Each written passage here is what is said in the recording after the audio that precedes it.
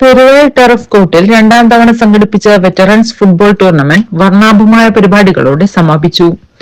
ഗ്രാമപഞ്ചായത്ത് president Subitha Thottancheri tournament ഔദ്യോഗികമായി ഉദ്ഘാടനം ചെയ്തു.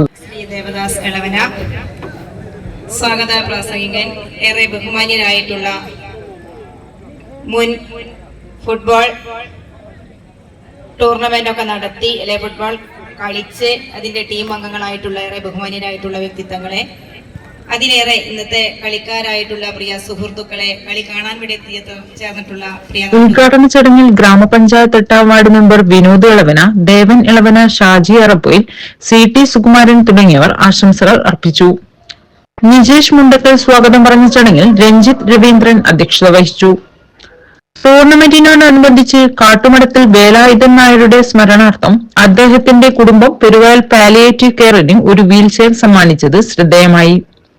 ഇത് ചടങ്ങിന് കൂടുതൽ മാനുഷികമായ ഒരു തലം നൽകി. വാശിയേറിയ മത്സരങ്ങൾക്കും പഴയകാല കളിക്കൂട്ടുകാരുടെ സൗഹൃദ സംഗമത്തിനും ടൂർണമെന്റ് വേദിയായി.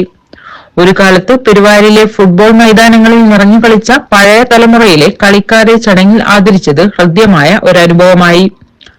പ്രാദേശിക ഫുട്ബോൾ പ്രേമികൾക്ക് ടൂർണമെന്റ് ഒരു നല്ല കാഴ്ചയൊരുക്കി.